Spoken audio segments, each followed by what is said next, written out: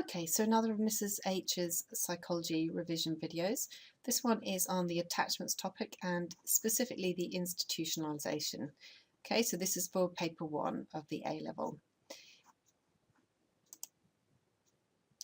So what I'm going to do is show you a mind map and just talk you through that. So if you want to set yours out, just start like this. So we've got institutionalisation, we've got the Romanian orphan studies, evaluating them, what do we mean by institutionalisation, the effects of it, and also just a tiny bit on the applied question. So we're going to start with what is it? So what is it? Just so you know, it's basically talking about an extended stay outside the family, and usually, well, very often with norms that can impair functioning. Examples being a children's home or hospital stay, something like that. And what we need to also say is that privation is very possible, and basically because they remove personal identity, then we also can get de-individualization.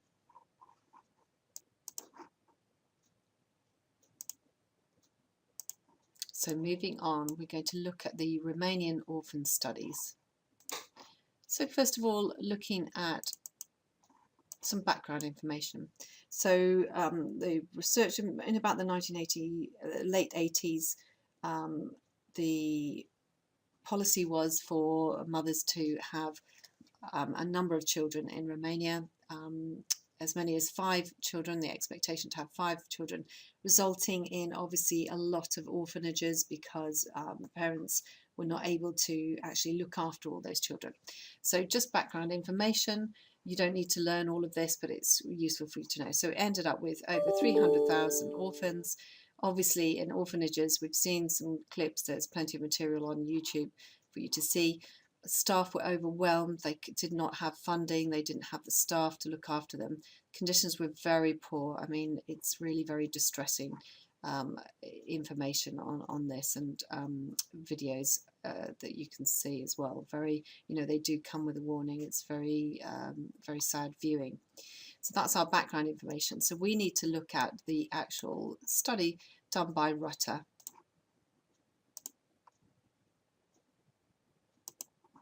So what do we need to know? Right, well, Rutter looked at 165 adopted children from the Romanian orphanages, adopted to UK families. Okay, various different groups. So first of all, group 1, there were 58 under the age of 6 months when they were adopted. Group 2, 59 of them between the ages of 6 and 24 months. Group 3, 48 over 24 months, and the control group were 52 British adoptees, so from British orphanages. And at the start they were very malnourished, these children from the Romanian orphanages, very malnourished and very low IQs. They were then assessed at 4 years, 6 years, 11 years, and also at 15 years old. What Rutter found was various things. So for example, those adopted over 6 months, so after the age of 6 months, were showing signs of disinhibited attachments.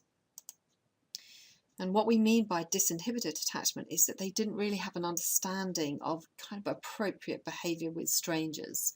So they would attach very easily to a complete stranger and be very distraught when that stranger left again. So we had disinhibited attachments. At 11 years, they were also still showing signs of that disinhibited attachment. Also, something called quasi-autism.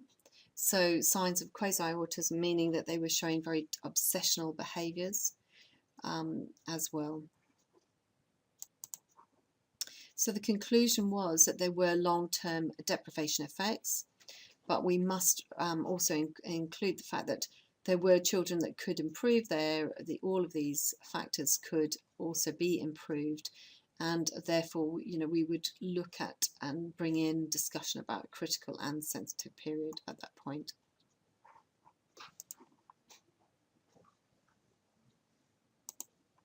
So moving on, if we go on to evaluate the Romanian studies, let's have a look at that.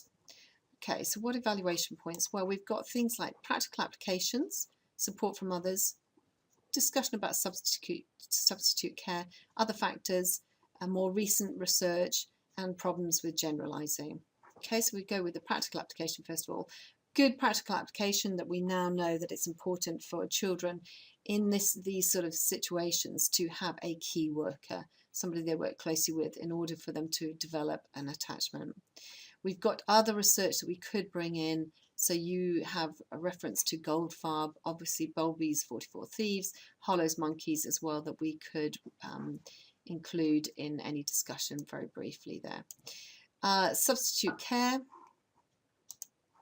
So what Rutter and also Hodges went on to demonstrate was that those children that were adopted to what we would call sensitive families actually fared better than those children who were returned to their original poor quality care families.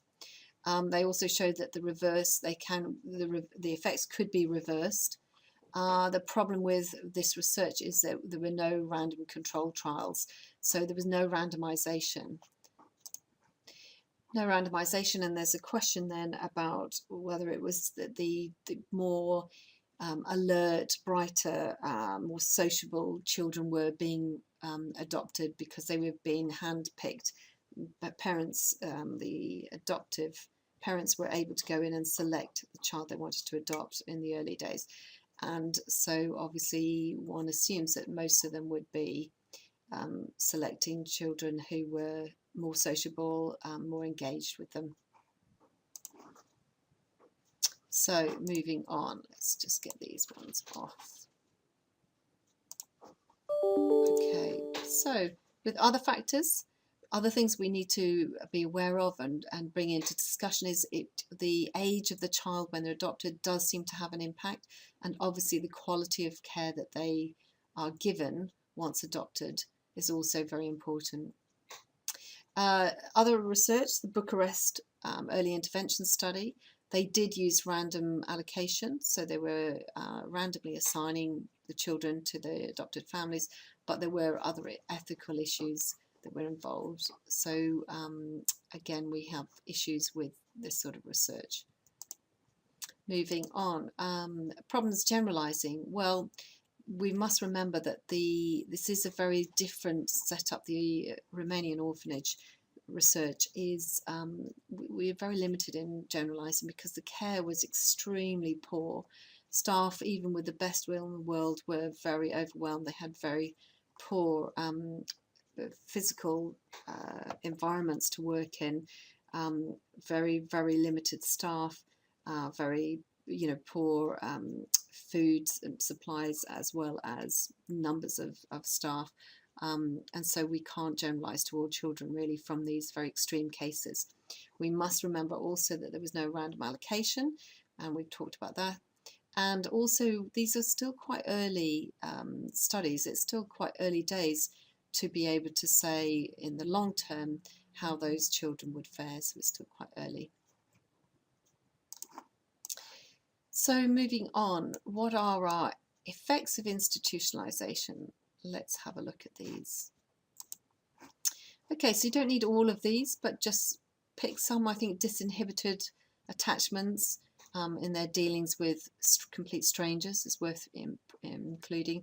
Also, the lack of the danger with not having an internal working model, and our next topic will discuss that even more.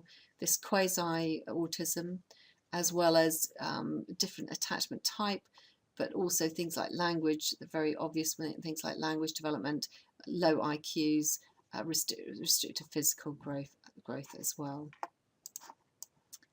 And finally, going on to the applied question and what we would include there.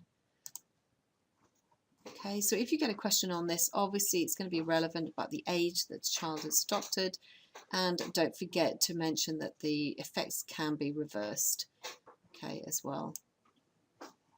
And obviously all of this ties in very much with Bowlby's theory, so you would want to make reference to Bowlby and also also the internal working model, the next little section, the last little section about this internal working model and the impact that has on your later life, so children in school and then you with your adult romantic relationships.